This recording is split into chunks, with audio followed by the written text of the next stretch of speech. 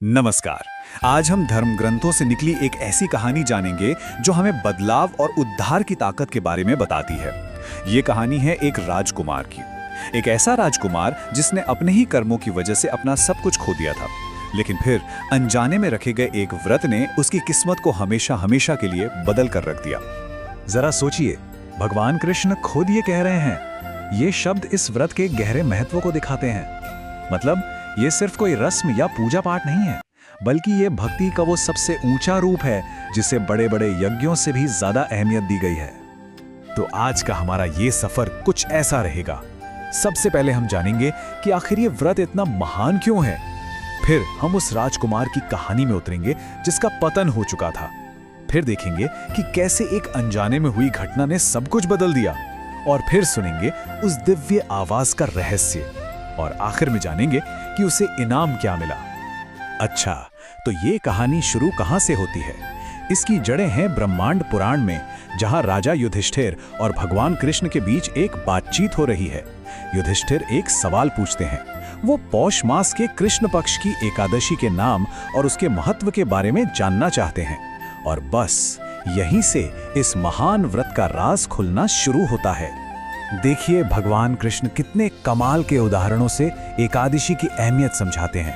वो कहते हैं, जैसे सांपों में शेषनाग सबसे श्रेष्ठ है, पक्षियों में गरुड़, देवताओं में खुद भगवान विष्णु, ठीक उसी तरह जितने भी व्रत हैं उन सब में एकादशी का स्थान सबसे ऊपर, सबसे ऊंचा है।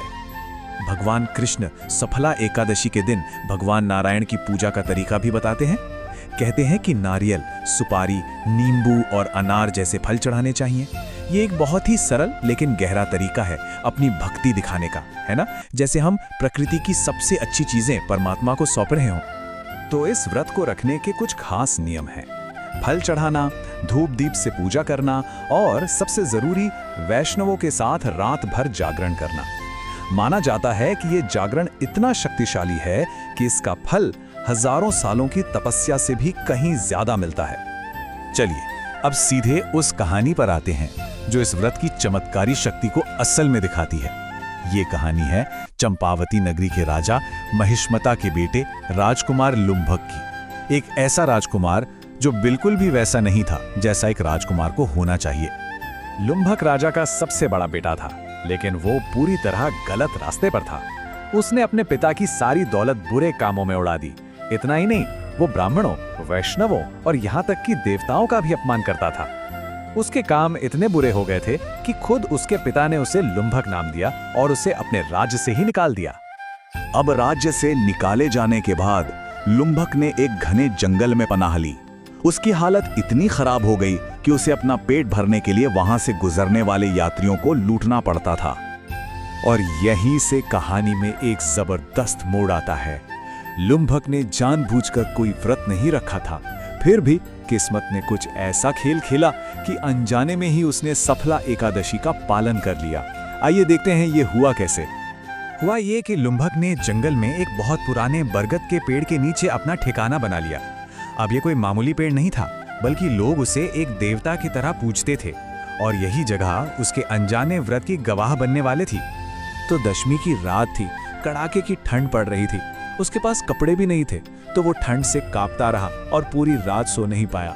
अगले दिन यानी एकादशी को वो भूख और ठंड की वजह से बेहोश हो गया। जब दोपहर में उसे होश आया तो उसने खाने के लिए कुछ फल इकट्ठे किए। जब तक वो फल लेकर पेड़ के पास वापस लौटा, सूरज डूब चुका था। उसने वो सारे फल पेड़ की जड़ में रख दिए और प्रार्थना की, हे भगवान लक्ष्मीपति विष्णु, कृपा करके इन फलों को स्वीकार करें। उस रात भी वो सो नहीं पाया। तो इस तरह बिना जाने समझे ही उसने सफला एकादशी का पूरा व्रत कर लिया था। और यहीं पर कहानी अपने सबसे अहम मोड़ पर पहुंचती है। लुम्भक की ये अनजाने में की गई भक्ति बेकार नहीं गई। उसे एक ऐसा दिव्य संकेत मिला जिसने उसकी पूरी दुनिया ही बदल दी। ठीक उसी पल आकाश से एक आवाज गूंजी।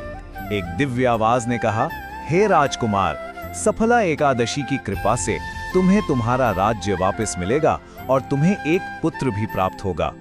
उस गिरे हुए राजकुमार के लिए ये एक ऐसा पल था जिसकी उसने कल्पना भी नहीं की होगी।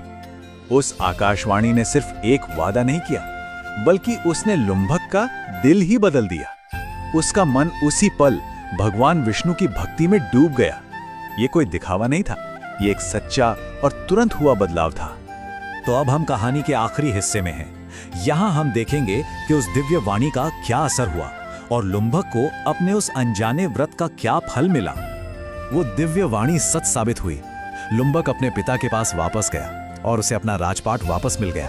उसकी शादी हुई, उसे मनोज नाम का एक बेटा हुआ और उसने कई सालों तक बहुत अच्छे से राज किया। उसकी जिंदगी पूरी तरह से बदल चुकी थी। लेकिन कहानी यहीं खत्म नहीं होती। जब वो बूढ़ा हो गया और उसका बेटा राज संभालने लायक हो गया तो लुम्भक ने सब कुछ त्याग दिया और अपनी बाकी जिंदगी भगवान कृष्ण की भक्ति में बिता दी। इस तरह सफला एकादशी के पुण्य से उसे इस जीवन में भी सुख मिला और मृत्यु के बाद मोक्ष भी। तो आखिर में सफला एकादशी का सार क्या है? ये एक ऐसा व्रत है जिसे रखने से या सिर्फ इसकी कथा सुनने भर से ही इंसान को राजसूय यज्ञ के बराबर पुण्य मिलता है। ये वो यज्ञ है जो बहुत बड़े बड़े राजा महाराजा किया करते थे। ये व्रत इस जीवन में खुशी और अगले जीवन में मोक्ष का रास्ता खोलता है। लुम्भक की कहानी हमें एक बहुत गहरे सवाल पर सोचने के लिए छोड़ जाती है।